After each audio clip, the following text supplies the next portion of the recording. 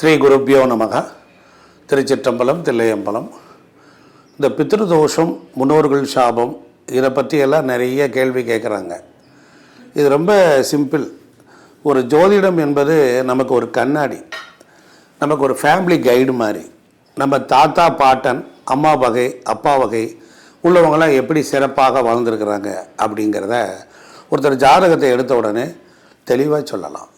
அது ஒரு பெரிய கஷ்டமே கிடையாது. அதாவது பொதுவாக எடுத்த உடனே நமக்கு 3 உலகத்தில் உள்ள தொடர்புகளை சொல்லக்கூடியது தான் ஜாதகம். போய பிழையும் புகுவான் நின்றனவும் தீயனில் தூஷாகம்னு ஆழ்வார்கள் சொல்கிறாங்க.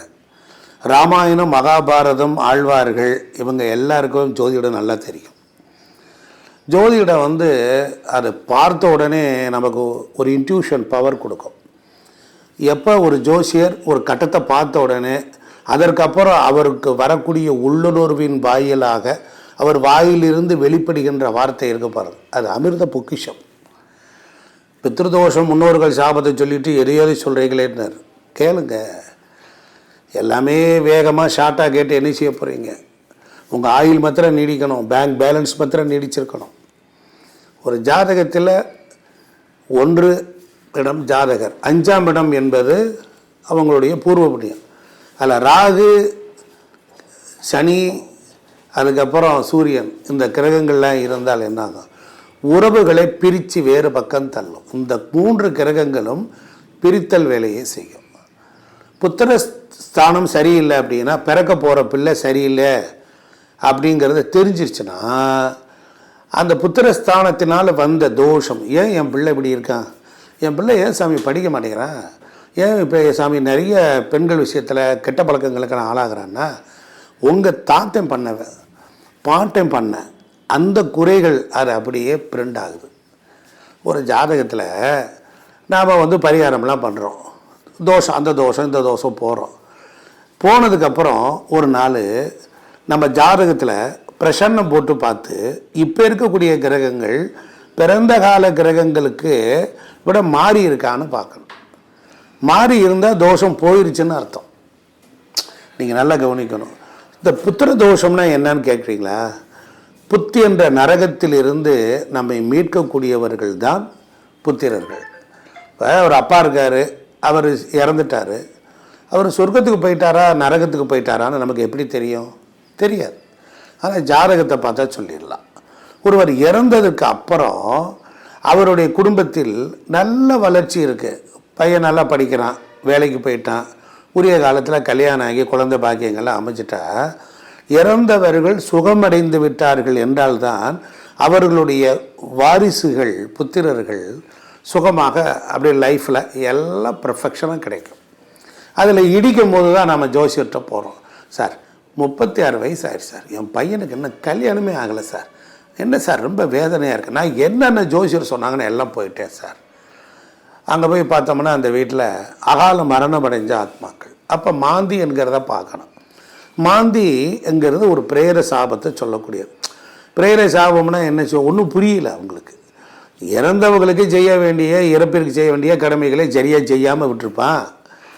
இறந்தவன் கெட்ட நட்சத்திரத்தில் ஒரு 13 நட்சத்திரம் அடப்பு நட்சத்திரத்தில் இறந்துருப்பான்.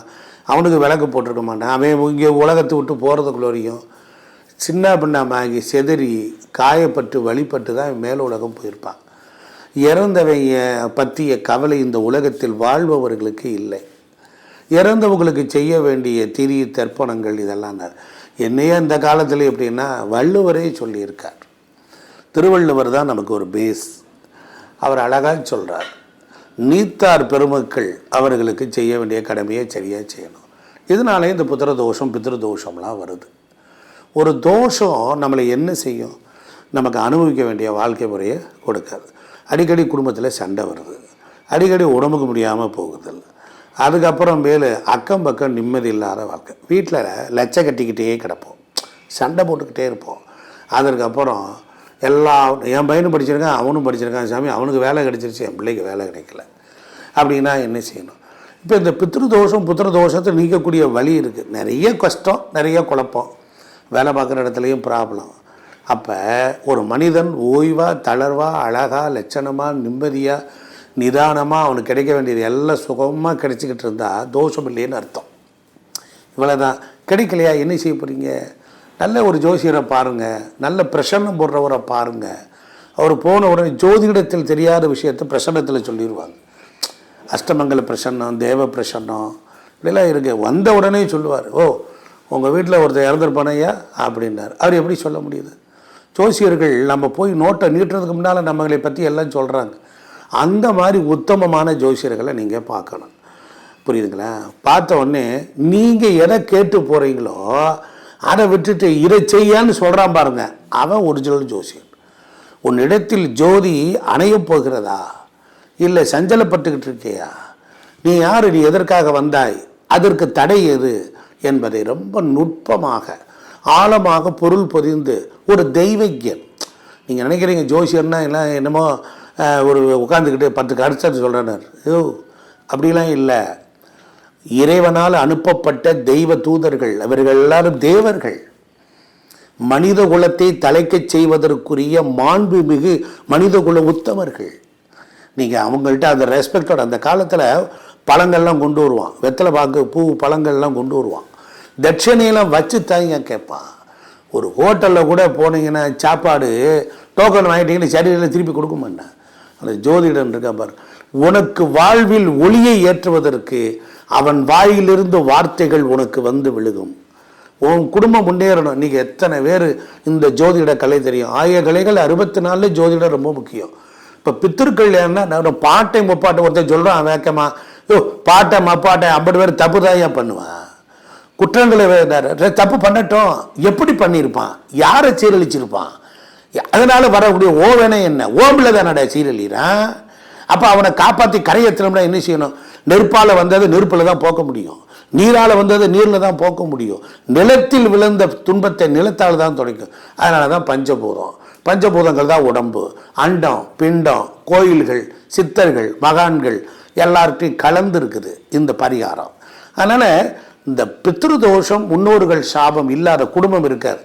சரி ஒழுக்கமாக வாழ்ந்தவங்கள, நான் பிறந்ததுலேருந்து ஒழுக்கமாக தானே சாமி இருக்கேன், எனக்கு மாத்திரம் ஏன் இப்படி நடக்குது அப்படின்னு கேட்டால், அந்த ஃப்ரீக்வன்சி, இறந்தவருடைய சேம் ஃப்ரீக்வன்சி உங்கள் பையன் ரூபத்தில் வந்து பாதிக்கும், உங்கள் மனைவியை பாதிக்கும்.